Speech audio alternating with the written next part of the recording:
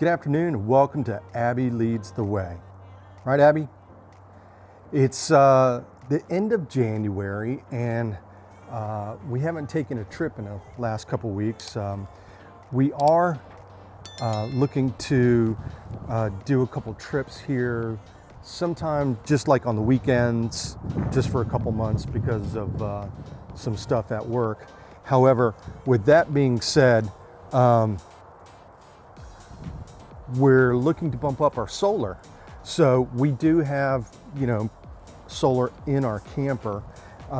We're also running with just lead acid batteries, though we do have a controller and an inverter, which really does pretty good. So we're looking to buy a couple lithium batteries, and we're gonna put them down in this spot down here. I'm thinking like 300 batteries. And then we're gonna add a soft starter for the AC, and we're gonna buy just a little small generator that we can take with us just in case we don't have enough power. However, I have found that everything that I do, except for the AC, like we can run our hot water and everything, because that fires right up.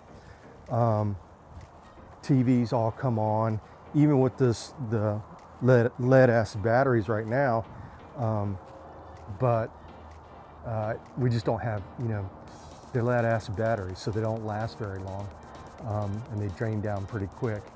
And I do have it, where I can monitor the batteries on there. But again, I'm gonna hit it with a couple good sized lithium batteries, and that way we've got plenty of room to roam. We did, like I said, we did join Harvest Host, so I'm really kind of looking forward to just getting away for a night or two, and just go and seeing parts of Florida that, on the back roads, not necessarily on all the inroads, so. Right, Abby? You right? Tell everybody hi. Tell everybody hi. Oh, yeah, okay.